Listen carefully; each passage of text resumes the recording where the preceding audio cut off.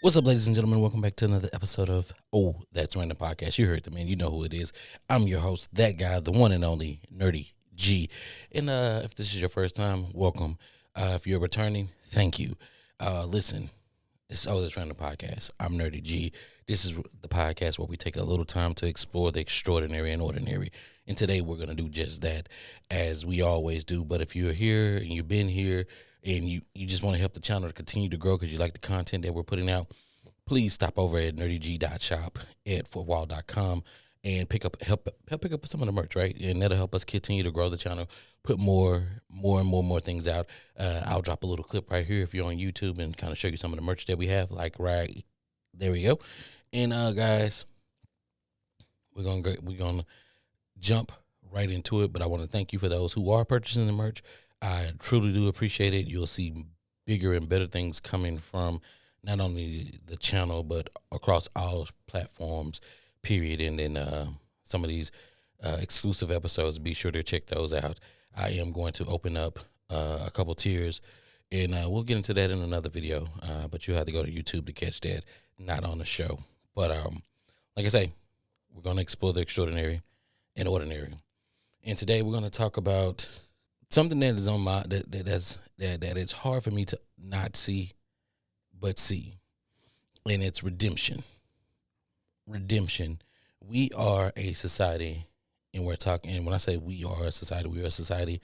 I'm in America. I know I have some folks listening overseas or whatnot, and tune in. I mean, not tune in, but comment and let me know if you guys are experiencing the same thing that we're experiencing here in America.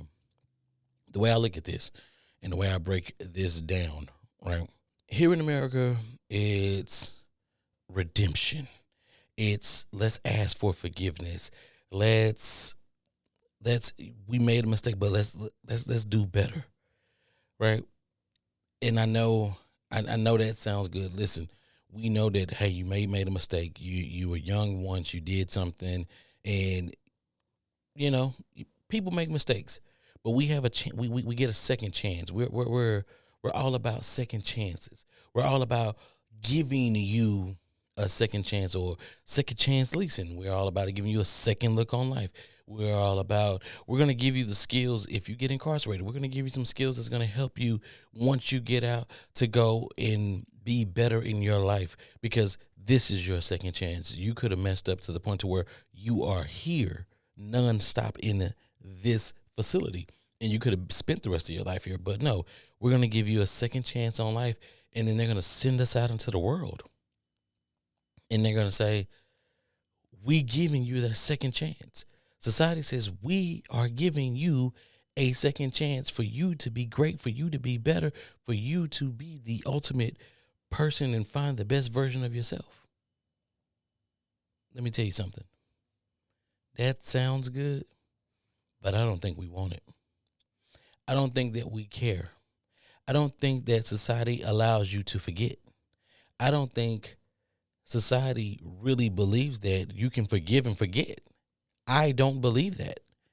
It's hard for me to sit here as a human being and believe that that's what the truth is. I see it. If you go to jail in America and you are a felon, when you get out, there are some apartments that you cannot live in. It states it right there on the contract. There are no felons here. So if I get a second look on life, and it's not like these apartments are in a fancy neighborhood. This is in a low poverty stricken neighborhood. So if I can't even get an apartment in a low income area because I had this mistake, I have to disclose to everybody that I'm a felon. Anytime I fill out an application, I have to disclose that I'm a felon. Whoever it is looking at that paper makes a choice, or they say, hey, we don't accept felons here, so now you can't live here. But you got a second lease on life. But you you can go. No. I gave you a second lease on life. I gave you some skills, but you can't live here because you're a felon. Okay, cool. All right. So now what you got to do, you got to go find a list of apartments that don't mind felons living there. Okay, if that's not enough. If that's not enough for you, all right, let's go get a job. You have to disclose the fact that you were incarcerated. You have to disclose the fact that you're a felon when you're filling out your job applications. No, I'm sorry. A couple no's, right? Then what you go do? You go get a list of jobs that accept felons. And 9 times out of 10, those jobs are warehouse jobs, but you got to start somewhere, right? But even when you go and you start at a warehouse job, you're only going to get so far inside that warehouse job. Yeah, they gave you skills, but it's like, I mean, he can work there, but he can't work here. He can work down there on the floor with everybody else, but he can't work up here in management. We want our management to have a squeaky clean background. So I'm sorry. He probably is a great worker. He is probably well and awesome with the people around him and in his team, but we can make him a floor supervisor. But that's about as far as they're gonna go. It's not right. Okay. Do we really want to forgive? And I'm saying this I'm asking this question not only to myself, but to each and every single last one of you out there. When somebody mess up, do you really want to forgive? And if you are going to forgive, and I'm not talking in relationships, I'm talking about something that they did that you may not agree with, but are you going to hang that over their head for the rest of their lives? Or are you not going to allow them to say, I can change? Are you going to say, hey, I get it that you made a mistake, but I'm sorry. I'm sorry. What are you sorry for? That person made a mistake 10 years ago. Why are we still holding them accountable for something that they did to 10 years ago today? If they did what they say, if you do the crime, you got to do the time. So if I did the crime, I did the time, what does that give me? That does not give me a clean slate. What you're telling me is that within those 10 years that I was incarcerated, I did not grow as a person. I am the same. You look at me as scum, and you're gonna make it hard. You're not gonna give me any handouts. And that's why so many people walk around with a chip on their shoulder. This is not a race thing. This is not a color thing.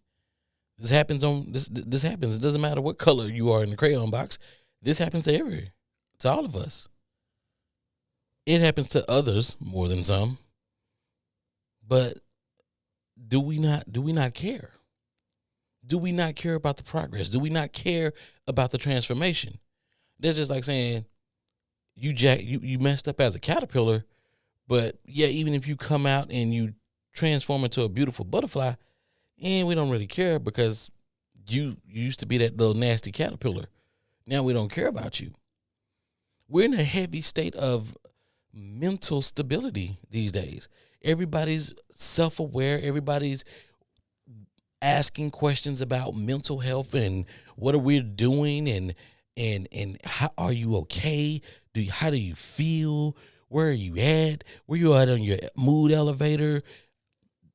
We care so much, or we act as if we care so much about the person's mental health. But I can assure you, a person who has a second chance, they have to work 2-3 times harder just to get something simple. And that can be draining, that can be defeating, that can be deflating when it comes to just trying to make it. Inflation does not help this whatsoever. And this is the lower level.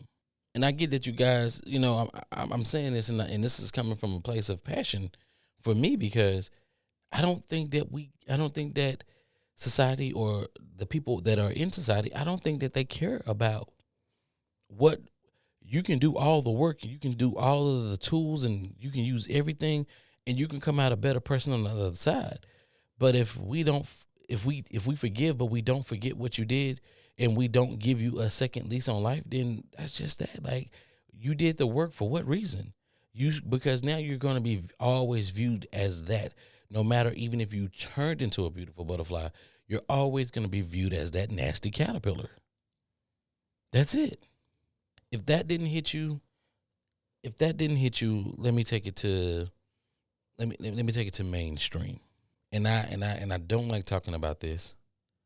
I don't really care to see this because many are reasons. But we're gonna talk about Diddy. And I'm talking about Diddy because I think this is where it's gonna hit home for a lot of you out there. Diddy was accused of something horrendous, outrageous, and he came out and he was like, "There's a lot of false allegations against me." He settled. We know what happened. Cool. He was on this transformation, changed his name to Brother Love, and all of this, and allegedly he was taking some steps to change the person that he was, or yeah, the person that he was. That's what we're gonna say.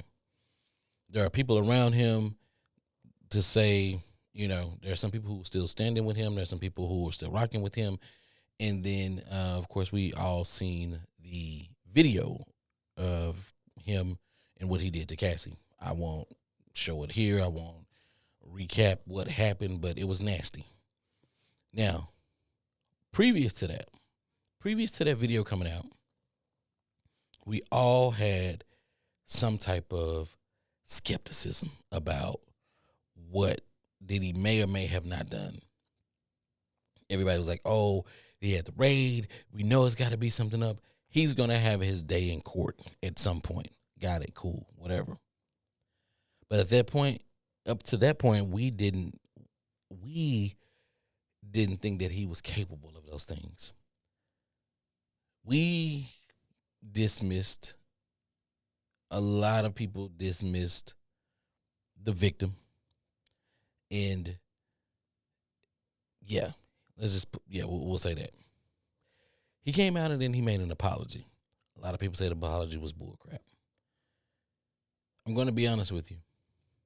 No matter how much you look up to that man, no matter how much you like that man, no matter what it is that that man may have meant to you in your life at some point, you can't unsee the tape. Because you can't unsee the tape, no matter how much therapy he gets, no matter how much changing he tries to go do, no matter what he does at this point, he's still going to be that nasty caterpillar that did horrendous, horrific things. Regardless what work he does, he can go get baptized at Joel Osteen's church.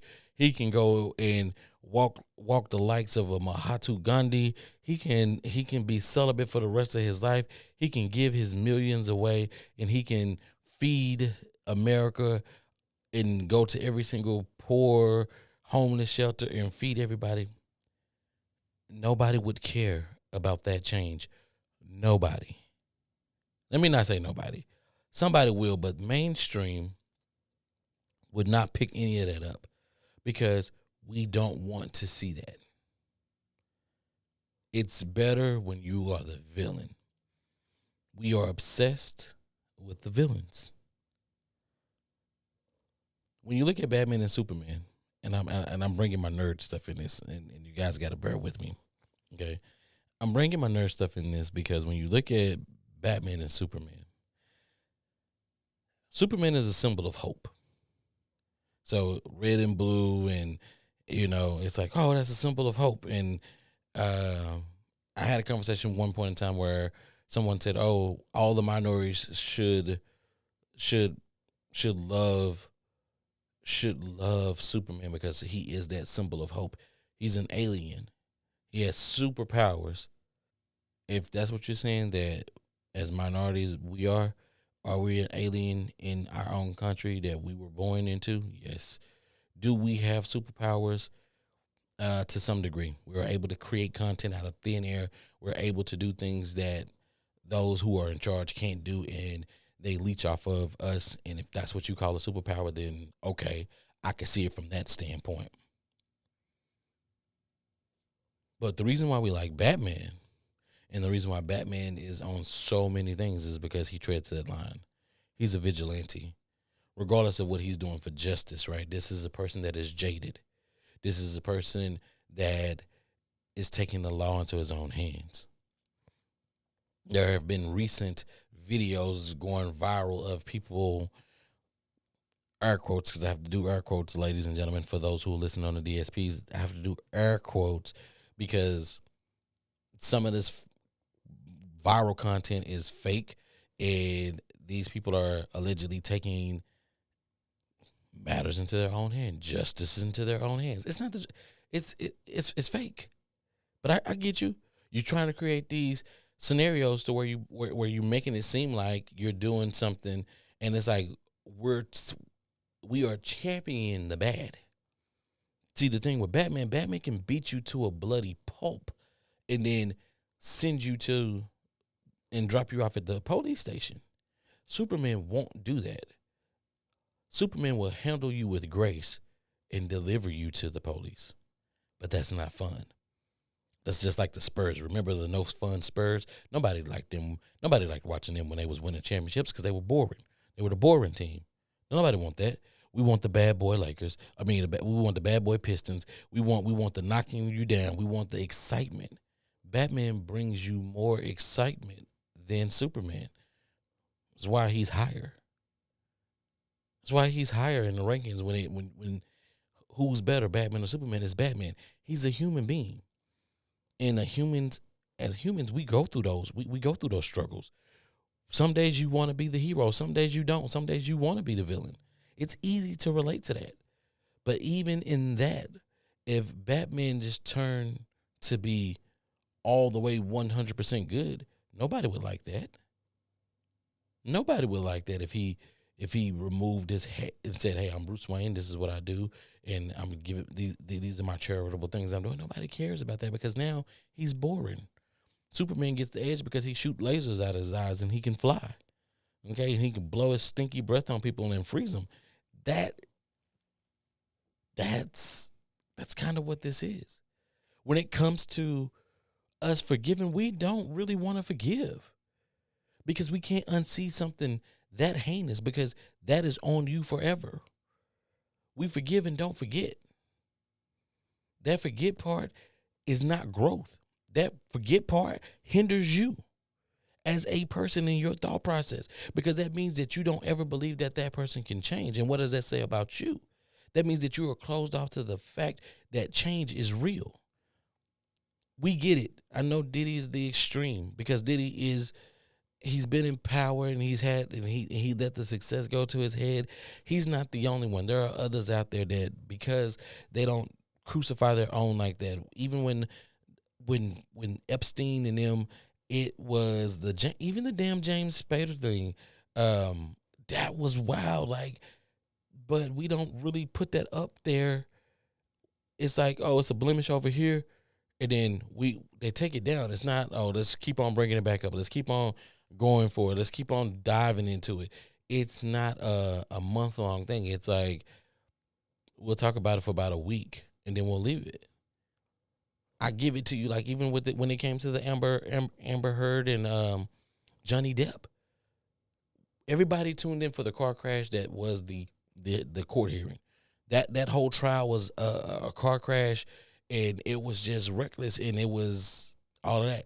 But once that was finished, we moved on. That woman needs to be held accountable for the things that she said that costed Johnny and costed us, the next Pirates of the Caribbean. She needs to be held accountable for that, but we won't hold them accountable for that. We're just going to let that pass, and we're not going to say anything about it because they don't crucify their own the way that they crucify ours. When we have somebody that high, when you have a Diddy, when you have a Bill Cosby, when you have the mind like of an R. Kelly or something like that, granted, I'm not excusing any of their behaviors, but if we say that we have to give everyone an opportunity to grow and to be better, then why don't we? There are people around them who've seen these behaviors, and not one of them tried to. And then let me not say that. Let me not say that they didn't try to. Let me say they didn't put enough focus, or they didn't, even if they got fired. And I get it that some people say, oh, if you spoke up, he talked shit to you, or he pushed you out the way, or whatever the case may be, and you say, hey, I got a family to provide for. I get it, and that's why I say that people are it's them before it's you. They're gonna when it comes to a job, people will look the other way because I have to provide for my family. So if I'm going to be a provider, then that's that. There are some people who stand on their morals and they remove themselves from situations. But if you know that something bad is going on, you remove yourself from that situation and you don't say anything. You're you're still is just as guilty as that person. But we won't put that on that person because that's not the main focus. The main focus is going to be on this ugly caterpillar, and we can't believe that, and we're gonna put out what else could this ugly caterpillar have done. We're gonna have to believe every single little story. We're gonna pick up every single little manuscript, court document that was filed, and we're gonna comb through it. We're gonna create content and say, yeah, this little nasty caterpillar did X, Y, and Z. Can you believe he did that? That sounds believable. I can actually see that happening. And then we're gonna try to do all these little thing pieces, and we're gonna try to tie it in. That's the mess part, because we need something that's messy. We need someone that is messy. We need somebody that's not. We need something to occupy our time. Another person's car crash is our entertainment. That is horrible. That's where we are when it comes to forgiveness. That's where we come. That's where we are when it comes to redemption. We do not care. We don't care if the caterpillar becomes a beautiful butterfly because we can't unsee what the ugly caterpillar did. The ugly caterpillar did something so heinous that we don't care what work you do. We don't care what work you do. It is there in our face. It's always been in our face. A lot of us don't want to acknowledge it because it's like, oh yeah, well, I mean, that ain't my life. That's what that person did. Yeah, no, that's if we're a community, it's all of us. Everybody owes it to themselves. If you sit out here and you get irate about, oh, somebody touching a little girl, somebody raping a woman, somebody putting their hands on a woman, beating on a woman, and you do nothing about it, and you was there and you was complicit because it kept your family fed, you can't say anything. You are just as guilty as that person. These people who get in uproars and then they go, oh, well, that ain't my business. No, you can't get in an uproar and say that's not your business. Granted, it is not your business because you're not in that person's household, but you can stand for it. You can stand for it. You can't sit up here and say, "Oh, I don't want this. I don't. I'm against this." Yeah, you can be against it, but when you see it, when it's in your vicinity, you got to correct that. You got to correct that behavior. You got to hold a person accountable. I hold myself accountable. I hold my friends accountable when they say things like that. And if they don't take it for themselves, then they just don't understand it. And I have to make different choices. I have to make different. I have to rearrange my circle. I'm not going to be the dead horse, but I'm gonna give this a little bit, and then we're gonna jump into get into a little music. And we got to remember, and we just got to really, truly remember certain things. But let me give you this. So I had a friend that I had to remove from my circle because he used the verbiage, well, no, I'm not even gonna do it. I'm not gonna do it. I'm not gonna do it. I'm not gonna do it. So this is what we're gonna do. We're gonna jump into the musical. We're gonna jump into the musical aspect of the part of this show, and then what we'll do is we'll come back and close out. Like I said, I don't want to be the dead horse. I don't want to hold you hostage. I am gonna have this. I am gonna revisit this conversation, but I am gonna revisit with another person, probably that girl, and what we'll do is we'll kind of talk it out through and give you guys that I did just want to put this out here, and then we'll come back and like I said, we'll do it, and it'll be it's passion, like right. You want to get that passion out, but also too, you don't want to do it just where it's like you kind of like one sided. I want to make sure that we got multiple views. I can talk from every single view point of view, but I don't think my passion is gonna allow me to do that in this moment. So what I'm gonna do, like I say, move over to the music part. YouTube, you already know you're not gonna get this, but DSPs, y'all know what time it is. So let's get right into it. All right, ladies and gentlemen, we're back.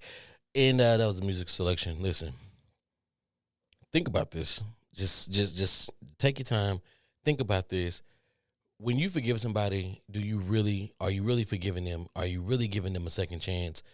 Are you really, can you not so much as forget, but can you get past what they did, what mistake that they made?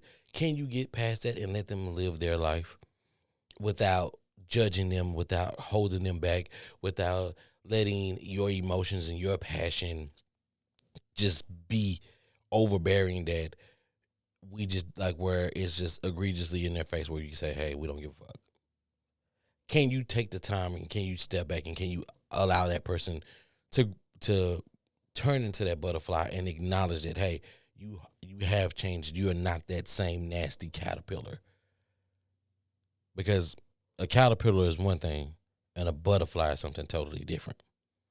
Even though the caterpillar goes into a cocoon state to become this beautiful butterfly, can we appreciate the work that they put in and say, we got it, and we allow you to move forward, and they have to keep proving themselves for the rest of their lives? Or are we just going to always see them as that nasty caterpillar? You be the judge. Listen, I told you this is the podcast where we take a little time to explore the extraordinary and ordinary. I am your host, that guy, Nerdy G. Be sure to help us out. Continue to help the channel grow. NerdyG.shop at fourthwall.com. Links are all in the description. If you stayed this long and you made it here, I appreciate you. Keep coming back. I'm keep dropping content, and things are going to get bigger and better over here at the Umbrella. It's Nerdy's Umbrella.